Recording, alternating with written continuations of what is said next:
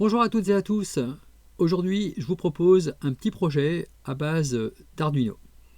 Alors quand je dis Arduino, il faut voir ça vraiment au sens large. Il s'agit de réaliser un thermomètre alimenté par panneau solaire. Dans cette vidéo, je vous propose le cahier des charges et l'analyse fonctionnelle de ce projet. Donc ce projet, le voici. Enfin, en voici en tout cas un début de prototype. C'est donc un thermomètre avec un afficheur LCD à 2 digits. Donc là, la température actuelle est de 22 degrés. Le thermomètre se trouve ici, voilà, juste là. Pour le faire fonctionner, évidemment, un petit panneau solaire, 5 cm par 5 cm. Et le cœur du système, un microcontrôleur du type de celui que l'on trouve sur une Arduino Uno dans sa version CMS. Alors, il y a d'autres composants évidemment dont on va parler dans cette vidéo.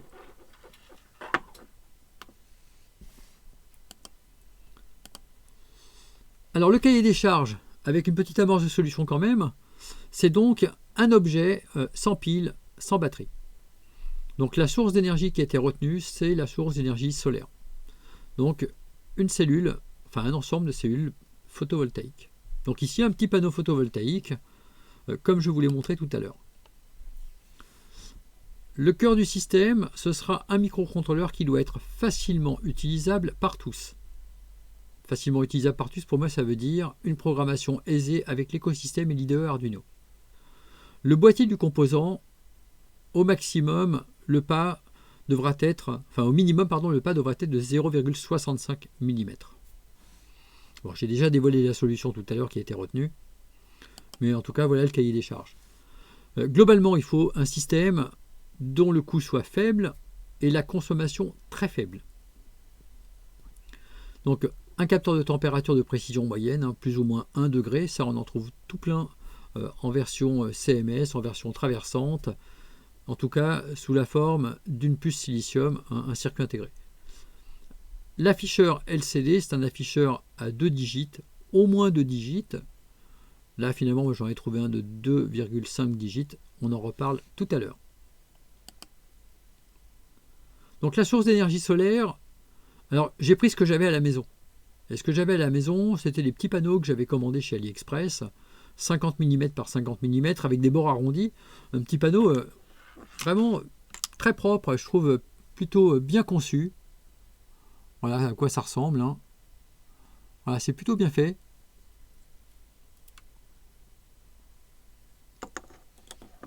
Et donc, un courant maximum de 160 mA pour 2,3 volts à vide. On reparle de la caractéristique tout à l'heure.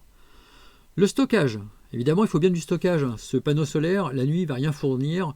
En soirée, il va fournir extrêmement peu parce que l'éclairage interne ne permet pas de récupérer beaucoup d'énergie.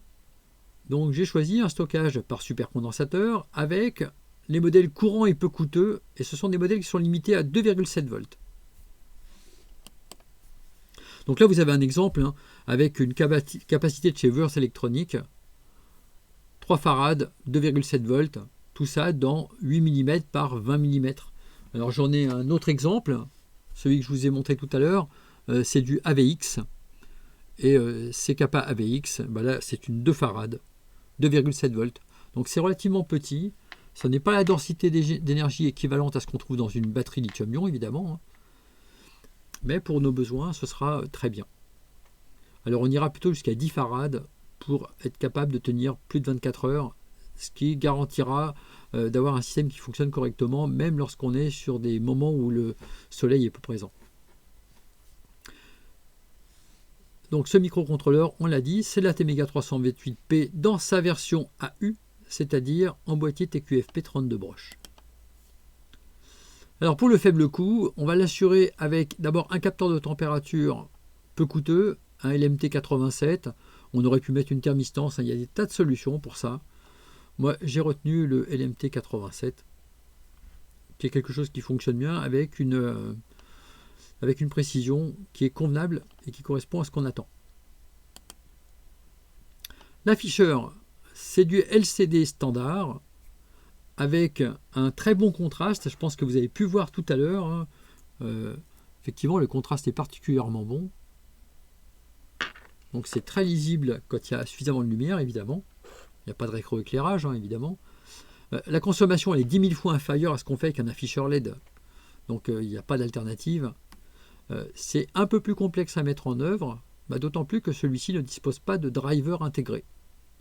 Donc ça, c'est un afficheur qu'on trouve très facilement chez Farnell, chez DigiKey, chez Radiosphere, etc. On peut trouver ça vraiment facilement. J'ai pas regardé sur AliExpress si on pouvait le trouver également. À voir. Alors on va s'intéresser maintenant à l'analyse fonctionnelle à proprement parler, et je vous en propose deux des analyses fonctionnelles. Une analyse fonctionnelle avec le panneau solaire de 2,3 volts, parce que ça c'est ce que j'avais sous la main, et qu'au départ je suis parti avec l'idée de l'utiliser. Et puis une analyse fonctionnelle également, on va le voir avec un autre type de panneau. Donc avec un panneau de 2,3 volts, d'abord on a notre stockage capacitif dont la limite est fixée à 2,7 volts. Ça, c'est le maximum que je vais pouvoir appliquer aux bornes d'un supercondensateur dans sa technologie vraiment classique. En sortie de mon panneau solaire, j'ai quelque chose qui évolue entre 0 et 2,3 volts. Bon, 0 à 2,3, ça veut dire 2,3 max, 2,7 volts maximum tolérable par la supercapa. Si on monte à 2,3 au niveau de la supercapa, ça sera plutôt bien. Hein. Ce n'est pas la peine d'aller jusqu'au maximum, d'autant que être 10% en deçà de la valeur maximale que supporte la supercapacité, ça va permettre d'étendre sa durée de vie. En sortie, il me faut au moins 3 volts, 3,3 volts pour avoir un bon contraste sur l'afficheur. Donc, il va falloir élaborer ce système. Si on s'intéresse au reste de l'analyse fonctionnelle, qui va être commune aux différents panneaux que l'on va pouvoir utiliser, on a donc le microcontrôleur. Ce microcontrôleur, on va s'en servir pour alimenter le capteur de température, juste quand on en aura besoin. Et à partir de là, on obtiendra la température sous une forme analogique. On la convertira en analogique en numérique avec le microcontrôleur. Et le microcontrôleur devra également gérer la mise à jour de l'affichage et même plus que ça, le rafraîchissement de l'information sur l'afficheur. Ces afficheurs fonctionnent avec une commande en alternatif. Il faut que chaque segment soit réactivé en alternatif pour pouvoir fonctionner. Et ensuite, l'analyse fonctionnelle avec un panneau de 4,9 volts cette fois-ci. Le schéma fonctionnel global est identique. Simplement, ce qui va changer, ce sont les niveaux de tension. On va maintenant utiliser un stockage capacitif, supercapacitif, qui va faire intervenir deux capacités en série. Alors, il existe bien des supercapas 5 volts. Elles sont plus coûteuses. Dans des valeurs importantes, elles sont difficiles à trouver. Donc, j'ai retenu la possibilité de mettre deux supercapas en série. On verra que ça impliquera la mise en place d'un circuit d'équilibrage, on en reparle prochainement. Donc au niveau du panneau solaire, on trouve très facilement sur AliExpress des petits panneaux solaires qui vont de 0 à 4,9 volts maximum et un courant de court-circuit de 60 mA. C'est donc ce que j'ai retenu. Alors il est plutôt carré, il n'a pas les coins arrondis, j'en ai pas sous la main, il mesure 55 mm par 55, je ferai des tests ultérieurement. Et puis on a bien sûr besoin d'un contrôleur d'énergie. Là on va le voir limité pour pouvoir fournir de 3 volts à 4,9 volts à notre microcontrôleur.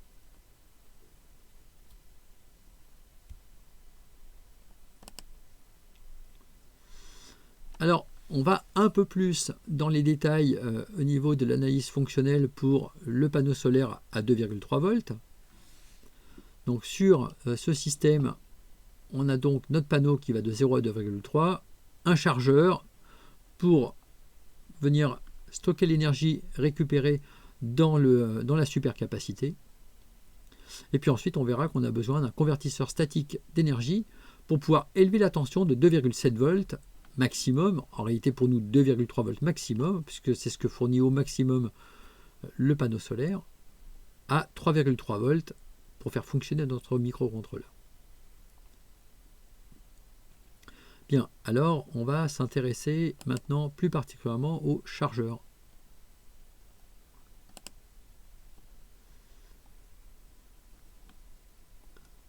L'analyse fonctionnelle, pardon. Non, c'était pas le chargeur tout de suite, hein, c'était l'analyse fonctionnelle maintenant pour le panneau solaire à 4,9 volts. Donc on retrouve un circuit de charge équivalent, simplement on va au maximum supporter 5,4 volts au niveau du stockage capacitif, et c'est tout à fait compatible avec les 4,9 volts maximum que l'on va pouvoir obtenir à partir de notre panneau solaire. Ensuite, j'obtiens quelque chose qui va varier de 0 à 4,9 volts au niveau de ma super capa. C'est compatible avec ce que je veux en sortie. En revanche, il faut garantir que la charge se fasse dans de bonnes conditions, et avant 3 volts, il n'est pas utile de consommer du courant pour alimenter le microcontrôleur. Donc on va mettre en place un interrupteur à 2 seuils de tension qui va permettre de limiter l'alimentation à la plage 3 volts, 4,9 volts. Et à nouveau, comme je vous le disais, on va s'intéresser au chargeur maintenant. Alors le chargeur, ce chargeur, il n'est... Pardon, j'ai cru que l'enregistrement était arrêté. Ce chargeur, il nécessite de savoir ce qu'est un panneau solaire. Donc actuellement, qu'est-ce qu'on a? On a une cellule solaire, donc ici par exemple 2,3 volts 60 mA, et on a un supercondensateur ou une supercapacité. Et entre les deux, on doit mettre en place un système pour pouvoir réaliser la charge.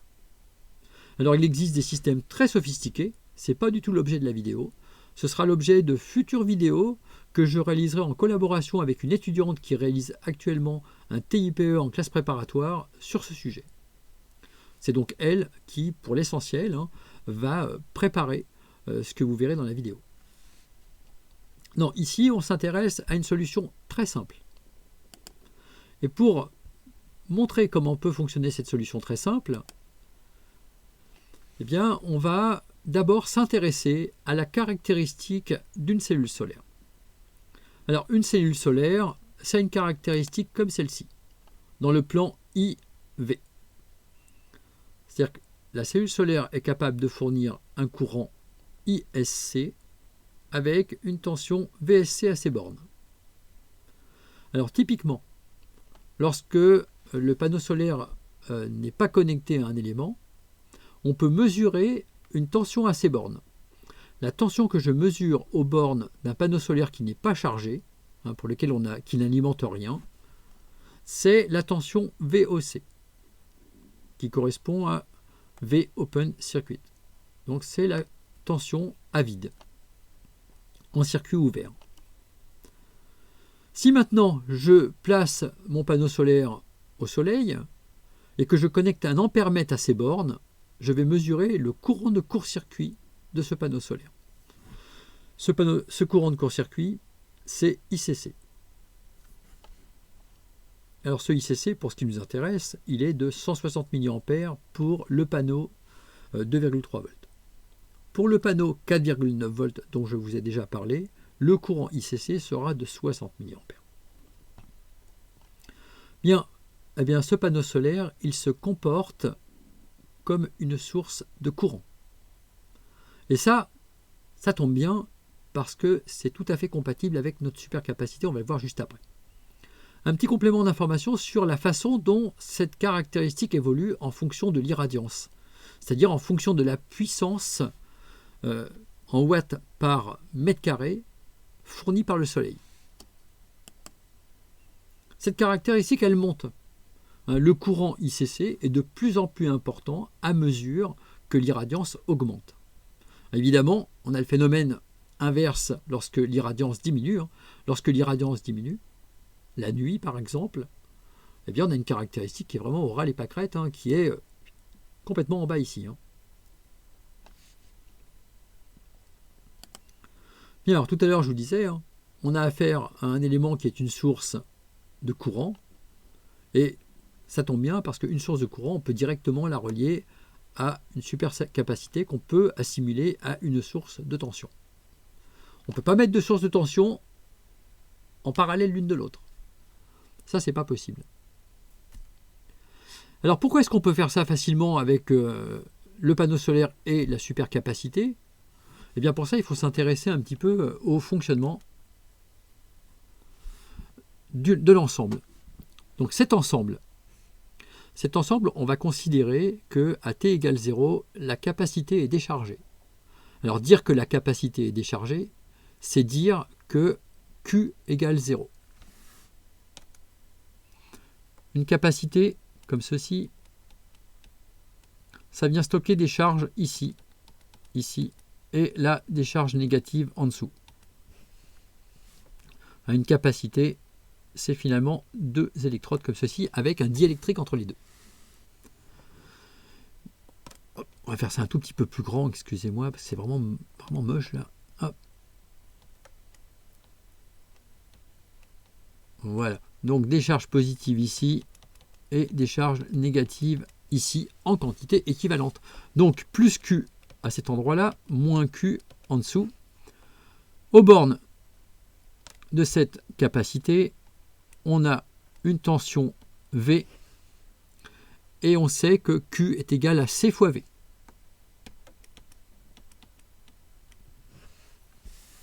Bien, alors ça c'est intéressant, hein. Donc là la tension V.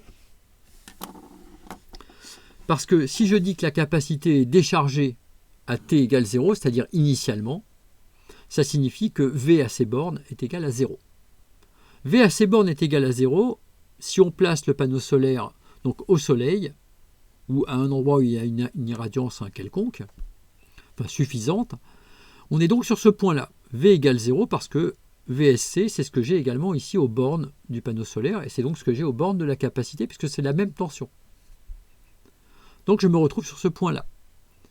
Ce qui signifie que je charge le condensateur avec un courant ICC, pour commencer. Alors à mesure que le condensateur se charge, c'est-à-dire qu'on accumule des charges sur les électrodes du condensateur, la tension augmente. Logique. Hein. La tension augmente, elle augmente. On arrive sur un point particulier ici, qui est le point où la puissance est maximale. C'est normalement ce point-là que l'on souhaite exploiter au mieux, puisque c'est là que notre panneau solaire fournit sa puissance maximale. Or, nous, on a commencé à l'exploiter ici, là où la puissance était pratiquement nulle, quoi. On était proche de zéro, là. Donc ici, puissance maximale, et il existe des systèmes dits MPPT, hein, pour Maximum Power Point Tracking, qui permettent de placer le système toujours à cet endroit-là. Donc pour ça, il faut une interface évidemment entre le panneau solaire et le supercondensateur qui soit capable de nous maintenir sur ce point-là. Effectivement, ça permet de charger de façon optimale la supercapacité en exploitant toute la puissance qui est disponible. Et puis on continue, hein, ça continue à charger, puis à un moment donné, on arrive là. La tension aux bornes de la supercapacité est égale à VOC. Et là, c'est la fin de la charge. Alors, sous réserve de considérer que la supercapacité est parfaite, ce qu'elle n'est pas, puisqu'elle elle possède un courant de fuite qui sera toujours présent, et donc on aura toujours un petit courant qui va circuler, qui va permettre de compenser le courant de fuite de la supercapacité. Bien, alors tout ça c'est bien beau, mais que se passe-t-il lorsqu'il y a une baisse importante de l'irradiance, voire même lorsqu'il fait nuit? Alors, lorsqu'il fait nuit, le point de fonctionnement va se retrouver par ici. Ça veut dire qu'on va en fait décharger la capacité. Effectivement, on doit se trouver forcément sur la caractéristique du panneau solaire. Comme les deux sont reliés ensemble, on est obligatoirement sur la caractéristique du panneau solaire, ce qui veut dire que lorsque l'irradiance diminue, et qu'on avait notre VOC qui était chargé à bloc ici, et bien si l'irradiance diminue, le VOC diminue, et donc la différence de potentiel aux bornes de la supercapacité va diminuer. Ça veut dire que la charge stockée par la supercapacité diminue, et donc c'est la supercapacité qui fournit de l'énergie au panneau solaire maintenant. Ça, évidemment, il faut l'empêcher. Pour pouvoir l'empêcher, la solution simple, c'est de placer une diode dans le chemin, de façon à ce que le courant ne puisse pas circuler comme ceci. Alors, tout ça, ça néglige un paramètre, c'est le fait que les diodes possède un courant inverse qui peut être plus ou moins important. La tentation est grande en fait d'utiliser une diode de type Schottky parce que les diodes Schottky elles vont avoir une chute de tension limitée à leur borne. Effectivement, à notre panneau solaire, on a tout intérêt à ce qu'il soit peu impacté en termes de différence de potentiel par la diode. Donc je mets en place une diode Schottky. Mais cette diode Schottky, il faut bien la choisir. Parce que les diodes Schottky ont effectivement l'intérêt d'avoir une chute de tension à leur borne qui est petite, 300 millivolts, 500 millivolts dans ces eaux-là, alors qu'une diode classique, c'est plutôt entre 6 et 800 millivolts. Quand on n'a que 2,3 volts, c'est sensible. Donc, on va choisir une Schottky, mais on va la choisir correctement. Et on va la choisir en faisant bien attention à la valeur du courant inverse IR. Et là, je vous montre deux exemples. Deux exemples avec deux diodes différentes. Ce sont deux Schottky, petite puissance. Alors, une qui est capable de quand même 3 ampères, avec à ses bornes 390 millivolts de chute de tension. Et là, une autre avec 420 millivolts de chute de tension. On est kiff-kiff à peu près. Et un courant alors qui excède 160 mA, mais je vous donne en fait ce qui correspond à sa chute de tension pour 160 mA. Il est capable de plutôt 200 ou 300 mA, enfin celle-ci est capable de 200 à 300 mA, en continu. Alors que se passe-t-il lorsqu'on a une température ambiante qui est à 25 degrés? À 25 degrés, pour 2 volts à ces bornes, c'est ce qui va se passer lorsque la supercapa va être chargée complètement. On aura 2,3 volts à ces bornes. Et on aura un courant ici qui va être de un peu plus de 1 microampère. Vous voyez ici l'unité. Ce courant de 1 microampère, c'est le courant qui va fuir de ce côté-là. La nuit, notre supercapa, elle va se délester d'1 microampère au travers de la diode. Maintenant, sur l'autre, mal choisi, voilà ce qui se passe. À la température ambiante, j'ai pour 2,3 volts pratiquement 100 microampères. 100 microampères qui circulent dans ce sens-là. C'est-à-dire ma supercapacité qui restitue 100 microampères au panneau solaire. Moins qu'on puisse dire, c'est que ce n'est pas le but. 100 microampères, c'est plus important que la consommation de l'ensemble de mon circuit lorsqu'il fonctionnera. C'est-à-dire que mon thermomètre actuellement ne consomme pas ces 100 microampères en valeur moyenne.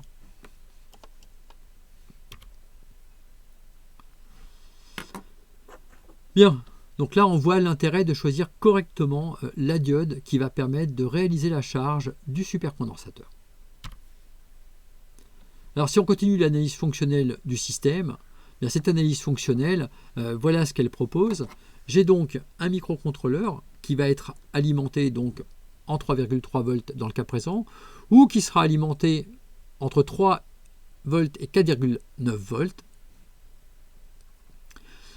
Et ce microcontrôleur, il va commuter l'alimentation du capteur de température de façon à ce que le capteur de température ne soit pas toujours alimenté. Effectivement, le rafraîchissement de ce capteur, on va le faire toutes les 15 secondes. En réalité, on pourrait se permettre de le faire tous les 5 minutes. La température, c'est quelque chose qui évolue lentement. Le seul moment où c'est intéressant d'avoir un rafraîchissement plus rapide, c'est si on veut changer de pièce avec le capteur de température et qu'on est pressé d'obtenir la mesure. L'afficheur, lui, nécessite un rafraîchissement à hauteur au moins 60 Hz, c'est-à-dire un rafraîchissement de 60 fois par seconde. Alors je dis rafraîchissement, c'est entre guillemets, mais ça signifie que l'alimentation des segments se fait en alternatif à une fréquence supérieure à 60 Hz. Donc ça nous donne un critère important pour élaborer le schéma au niveau du microcontrôleur. Parce que le but, je vous le rappelle, c'est d'avoir un microcontrôleur qui soit le plus longtemps possible en veille, de façon à consommer le moins possible. Un microcontrôleur en veille, ça peut être de l'ordre de 1 microampère de consommation, 10 microampères, ça dépend un petit peu des conditions dans lesquelles on se situe. En fonctionnement, on est plutôt entre 1 et 4 milliampères. Donc on voit qu'il y a carrément un rapport 1000 sur la consommation, sur le fait qu'on soit en fonctionnement, soit en veille sur un microcontrôleur. Voilà, c'est la fin de cette première vidéo sur ce thermomètre qui va fonctionner donc à l'énergie solaire. Si vous êtes intéressé par mes vidéos, si vous en regardez souvent, vous pouvez contribuer à mon travail en faisant un don sur PayPal sur ma chaîne, sur mon site internet ge2i.eu. Ces dons me permettent de m'équiper en matériel et prochainement je vous ferai une vidéo sur l'oscilloscope que j'ai acquis grâce aux nombreux contributeurs qui ont effectué leurs dons sur PayPal, que je remercie à nouveau au passage après l'avoir déjà fait par email. Si vous avez aimé cette vidéo, je vous rappelle un pouce bleu, c'est important pour moi, c'est ce qui fait que j'ai envie de continuer à faire des vidéos. Et puis, si vous êtes intéressé par le génie électrique en général, je vous rappelle qu'il y a actuellement les portes ouvertes à l'IUT de Nantes. Alors, elles se font de façon virtuelle cette année, mais je vous invite à proposer votre candidature pour entrer dans le département GE2I l'année prochaine en première année. Alors ce sera non plus pour le DUT, mais pour le BUT qui fait son entrée l'année prochaine. Voilà, à bientôt pour de nouvelles vidéos.